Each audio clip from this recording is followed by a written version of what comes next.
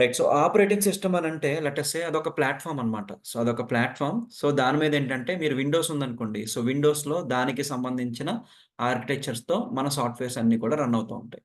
So, విండోస్‌లో mostly .exe files అని ఉంటాయి. వాటిని మనం ఇన్‌స్టాల్ చేస్తే ఆ సాఫ్ట్‌వేర్స్ అన్నీ ఇన్‌స్టాల్ అయ్యి అది వర్క్ అవుతా ఉంటది. సో, దానంతటికి కూడా ఒక ప్లాట్‌ఫార్మ్ అనేది మనకి ఓఎస్. ఓఎస్ అంటే ఆపరేటింగ్ సిస్టమ్. సో, ఒక్కొక్క ఆపరేటింగ్ సిస్టమ్ ఒక్కొక్కలా ఉంటది. సో, మనం ఆండ్రాయిడ్ తీసుకుంటే ఆండ్రాయిడ్ ఒకలా ఉంటది. నెక్స్ట్ అంతకుముందు సింబియాన్ ఓఎస్ అని ఉండేది. ఆ సింబియాన్ ఒకలా ఉంటది. విండోస్ ఓఎస్ ఒకలా ఉంటది. లినక్స్ ఒకలా ఉంటది.